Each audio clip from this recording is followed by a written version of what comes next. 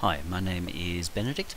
I wanted to take some time to introduce you to the new Alien Seed Tech Kron CV Toolbox rack extension. It is a pretty full-on device, but the great news is that you don't have to understand all of it to start to get amazing results from it. And the wonderful thing that I love about it is that it becomes essentially the equal of Thor, only for CVs. And what I mean about that is Thor is a device that I can put a Thor into a track. I can be working along with something, let's say an analog type patch. I can suddenly start to feel, oh, I want a bit of PPG with that, or I want a bit of FM with that. And rather than having to go to a whole new synth, or put another synth in a combinator or anything like that, I can just add that in with the existing Thor patch, rather than having to turn my Thor patch into something different. I can just add that little bit in. If it works out, brilliant. That goes in the can with the track and goes out on the album. Or if it's a proof of concept and I go, oh yeah, I really like how that goes, I can then reach for a different instrument if I think I'm going to get a better result over there.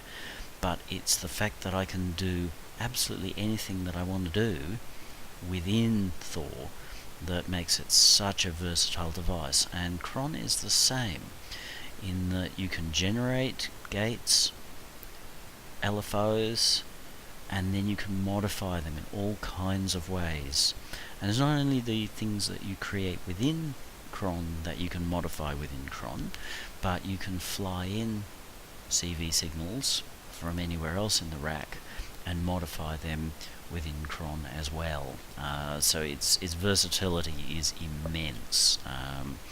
So what we're going to do here is work through a very simple patch. Now, again, if you don't know me, then I specialise in sort of space music, so that's far more subtle, softer sounds. But I'm not very good with wubby, bro-steppy kind of aggressive kind of sound that is very in at the moment. So I'm not going to try and make that sort of sound with Kron. Because you hear softer, moogie sounds from me doesn't mean that Kron won't be equally useful in doing the wubby kind of stuff. It's just if I do it, it sounds like crap, and it's not going to help anybody at all. So you will hear things through this, no doubt. There are times you will go, ooh, gee, that'd be perfect for wubbing something up. Exactly. A CV is only what you want to do with it. It's up to you. So here's the core patch we're going to be working from. Just a sine wave, a square wave that's so heavily filtered that it sounds like a sine wave. Very classic moogie type things. You will also hear a little bit of delay, just makes it so much nicer and easier to listen to. That's going to come from Titus, which is at the moment switched off. Part of the reason I'm using Titus is it sounds great, but part of it is because it has no onboard modulation. Like the Echo has an onboard LFO, this has no onboard LFO, you've got to fly it in. So that really proves to you the movement that you hear is a result of Kron. So we're warming a sound without any kind of overdrive. All we're doing is using CV to make our subtractor sound seem more alive. So we'll start by switching in. That's a lot of delay. We'll switch everything in to give you a little bit of a sense of what we might end up with.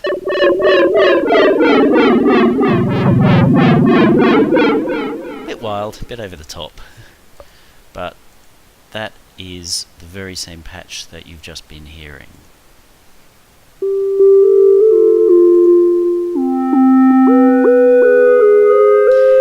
Not really necessary here that I use the Kron envelope to control Subtractor's filter, but it allows me to, well, show off a particular feature of Kron as well. So we're adding a little bit of envelope movement, and we'll make that just that.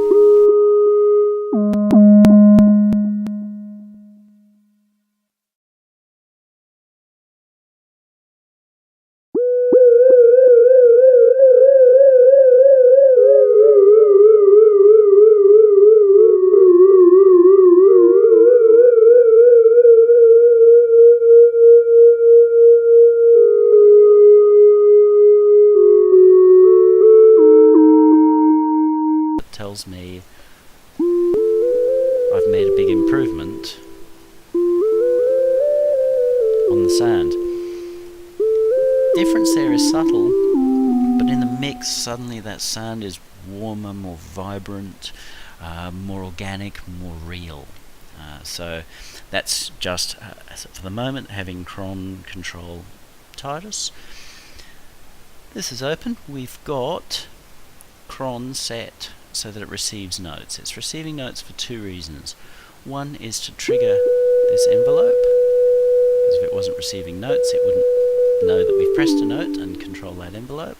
The other reason, and we can close that down now because we don't need it, so we can focus here, is that I'm just playing the same key, the same note, but as you hear we've got some serious pitching happening here. It's deliberately a bit much so that you can hear it as we bring it in, but we've got that LFO set, so it's one shot and hold. So seeing it's a sample and hold, or a random shape, what that does is, in that mode, it just picks a random value and holds that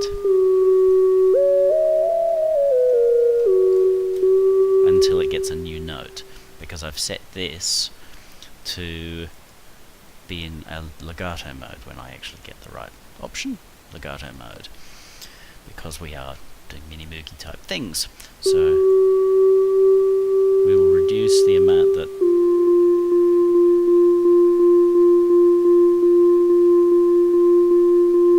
okay, so again we're going for really quite subtle. We don't want it to hear like we're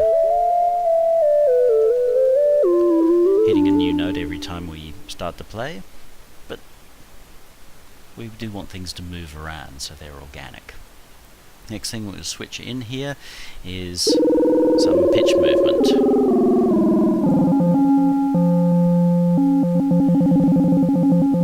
Everything within Kron can be set to BPM, which I use from time to time, but I'm much more of a Hertz kind of a guy, because again that just suits my styling.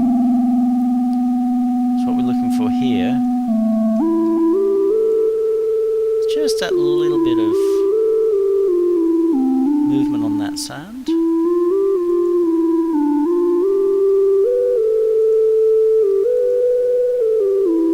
Little like when you get a horn player who just blows that horn that little bit harder, and you get that little bit of rasp in the sound, and it just grabs you. So again, makes that sound warmer. It'll work a lot nicer in the mix. And again, still no overdrive happening here. We've got a much warmer sound.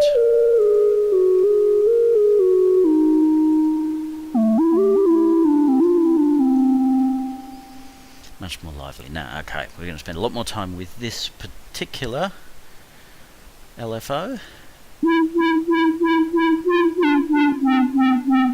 which is set to control Subtractor's filter. Rather cliche wobbly thing happening there. We'll back it off a little bit.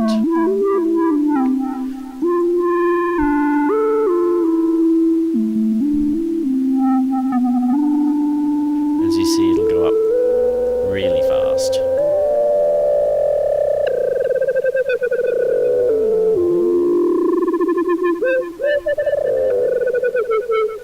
So that gets us into a kind of FM ring moddy sort of territory. One thing, and this is not a Kron thing, this is just a Reason thing, the higher the audio resolution that you use, like 96, 2496, the smoother that will be, simply because this is CV, and CV runs in batches which are way below audio rate. So it will change the sound depending upon which mode you're working in. I'm in 1644 here because that's really just kind of what I use for everything. It's simple, I know what stuff's going to sound like. So we've got our sine wave.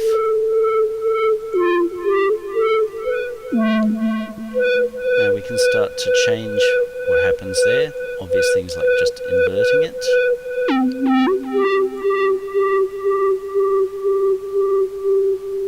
We can change by capping that wave.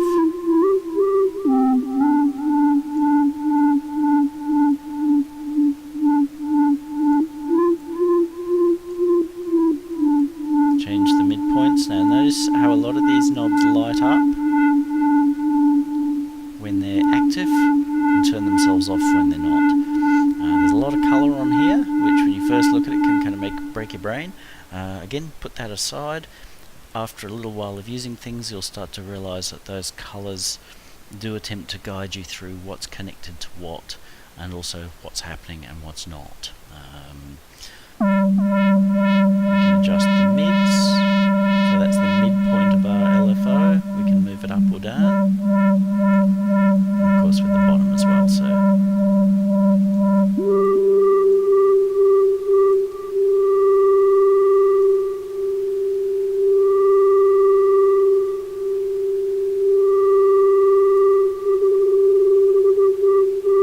that's a little like a hard clipping.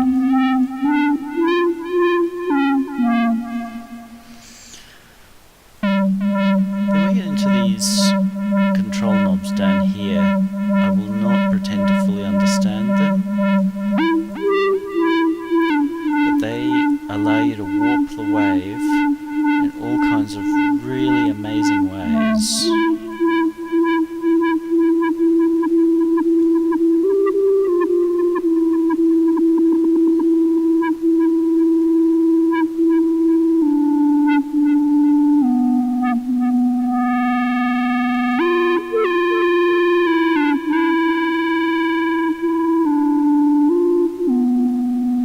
So we can create all manner of waves,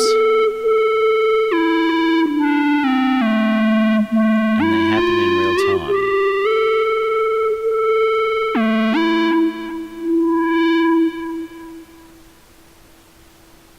It's obviously not a musically useful wave.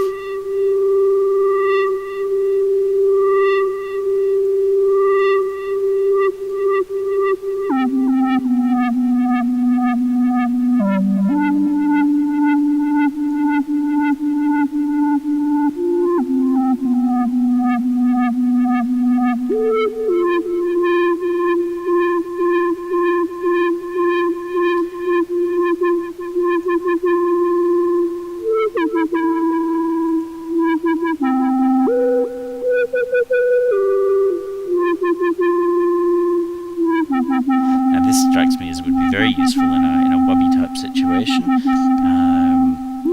You could sync it to BPM or leave it loose like this, so it's kind of glitchy. You're playing along, and then sometimes it does the wubby thing.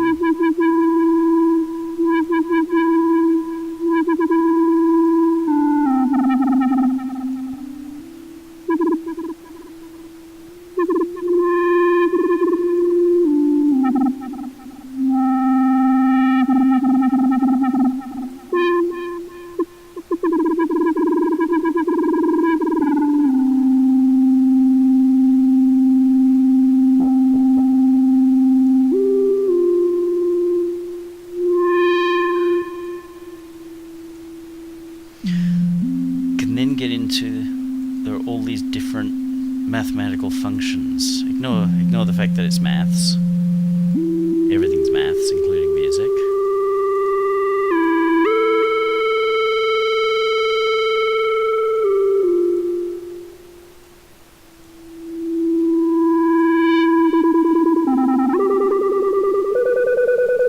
And you see how changing the functions changes the result that we get.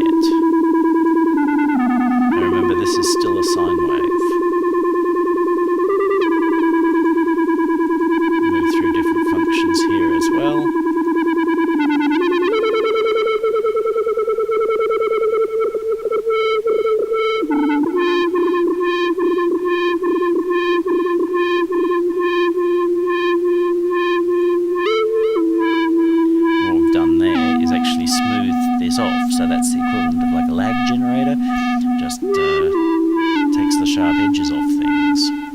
we move to a different core waveform, like a square, so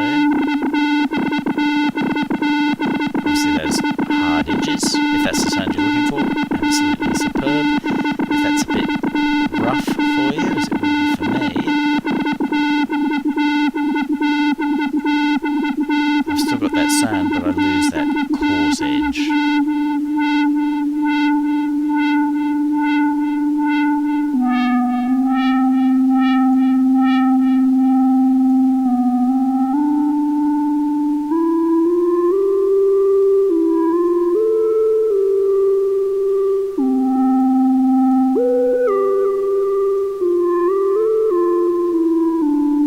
To me that's quite lovely. It's a very subtle effect.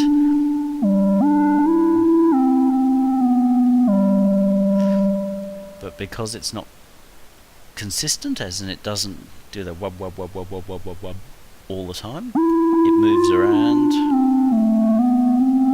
gives a lot of movement to that sound.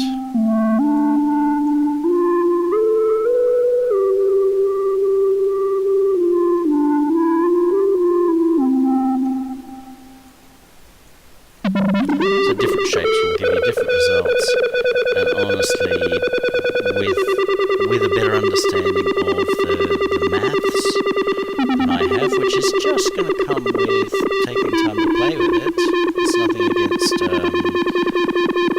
developer at all. That we'll get more of an understanding of what does what. Just to be honest, I actually haven't read all of the manual either. So if we want the spikes on the top or the bottom to disappear,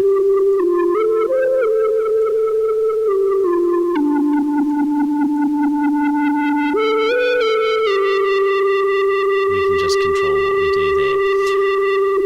Now you'll notice all these changes are happening in real time. So whatever I'm doing,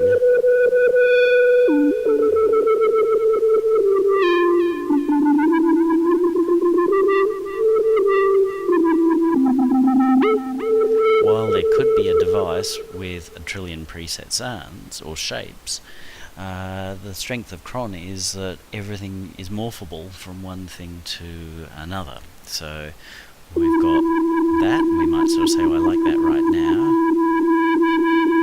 but I want it to move to that a little bit later. So you can just automate it. You could set up a user knob to control that, just as I set up a user knob to control the delay mix over here. You could set up a user knob to control this, or of course we could automate it, or combinate it as well. So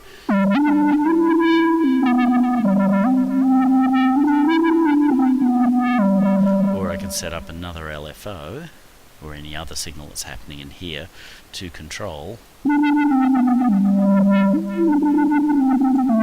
knob in real time. And hear how that makes the sound constantly evolving, moving, changing. So again, rather than saying I want that static wave and I just have to live with it, or find some complex way to crossfade between the two or something like that, this allows you to actually radically change your wave.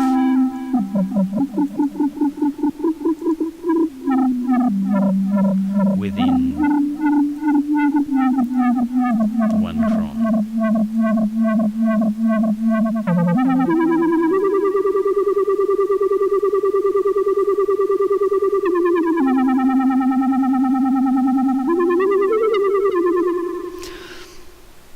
That gives you a pretty reasonable overview of how that works. We've got a fairly standard sort of a shape there. We've got a couple of other presets. Random hard, you've seen. Random soft, so that's just softening things up. Steps. Steps get interesting because we've got sorry, I think I've got something active here which I didn't mean to have.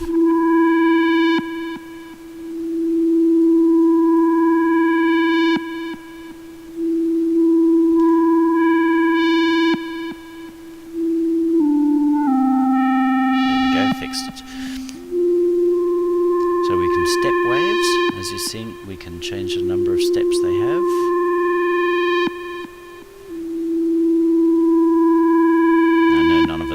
filters to sound steppy, but how beautiful is that?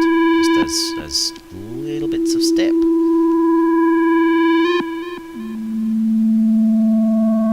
Give us a lovely graininess to that sound. In this case, it's interacting very, very nicely with that little bit of square modulation.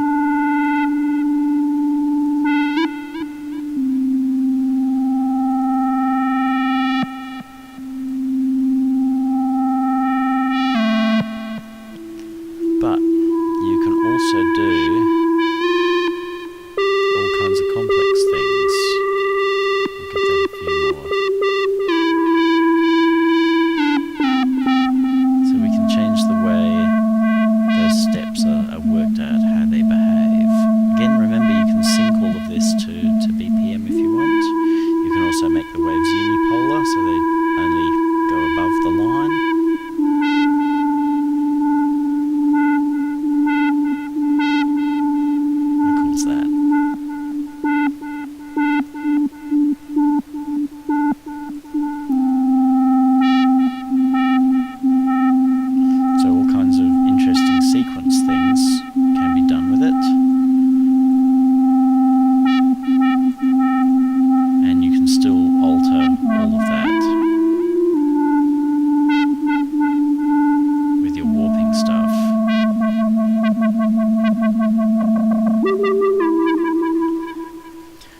Turn off for the mo.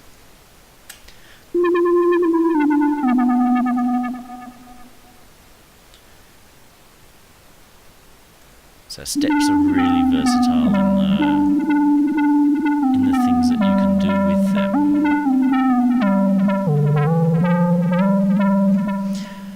If that's not quite enough for you, we can then start to get into custom waveforms, which live up here.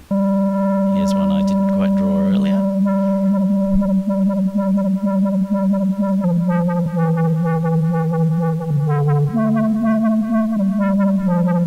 Save that off and call it gallopy lumps. And again,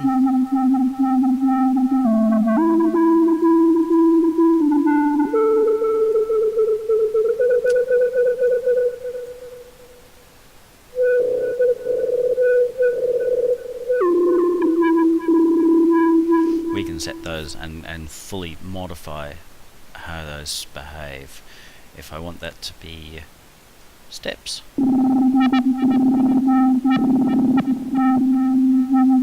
soften it off, get rid of spikes. There's an awful lot that you can do within this. I'm not going to bore you by going through every single thing. You can even get into multiples of those waveforms that you have drawn, so much stuff you can do there. It's really amazing. Now we'll go back to a fairly simple wave, get rid of all of this.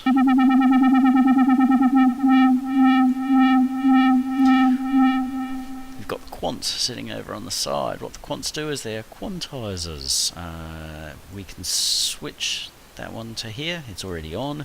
We can now assign it to here. See how this has now gone from being smooth to jumpy.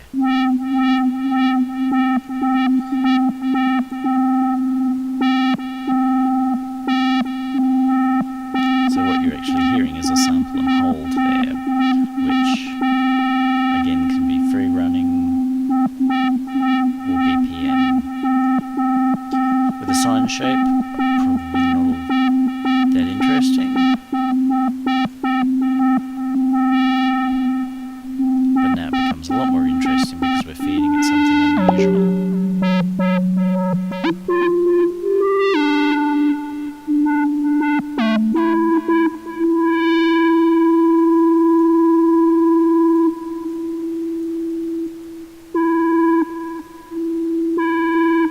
If we want to, we can actually smooth those movements so they've gone from being very immediate to actually smoothed off. Quants also work as gate adds, so you can send gates out to trigger things, and you can control the length of those gates, and also the level of them. So in the official patch bank for Kron, you'll find a few instances of where I've sent those quant gates out and also sent them to other CV functions rather than gates, and use them to control the sequence in that way. So there are quite a lot of ways in which you can sort of misuse Kron as well, or use it in ways outside of the ordinary. Over here, the grid, I think I showed you before. The grid allows you to bring in quite a few different CVs from different places, assign them, and then different ways of mixing those signals, looping them, crossfading them, all through here. Really rather cool. Even has a delay function on the other end, which is one I'd encourage you to take time to play with and understand. There's a little write-up in the actual physical article. It's worth reading that to understand how delays on a CV behave quite differently from delays in an audio line.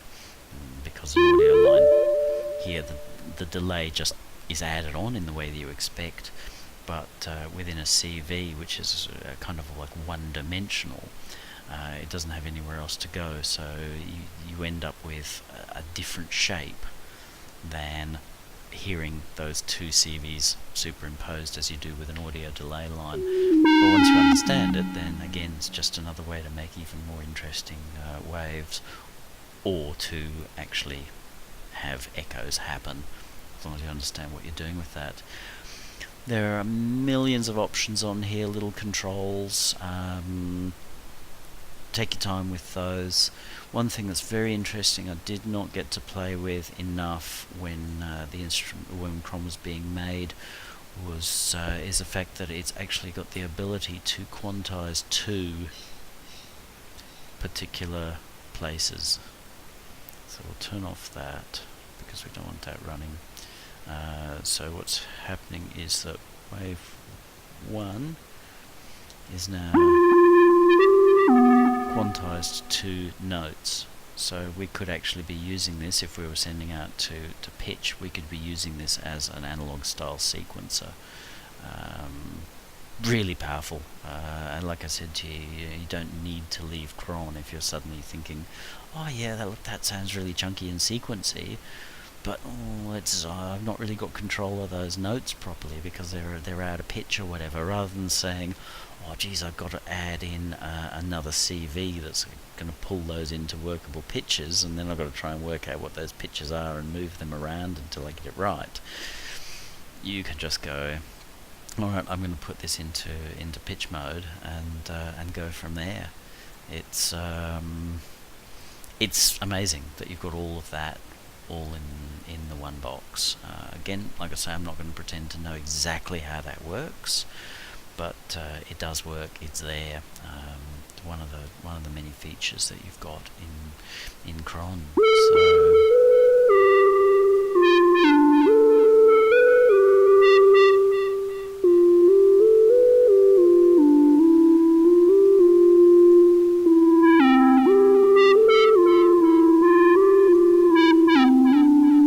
So I'm going to sign off here. I hope this gives you an idea of how incredibly useful Kron can be for you.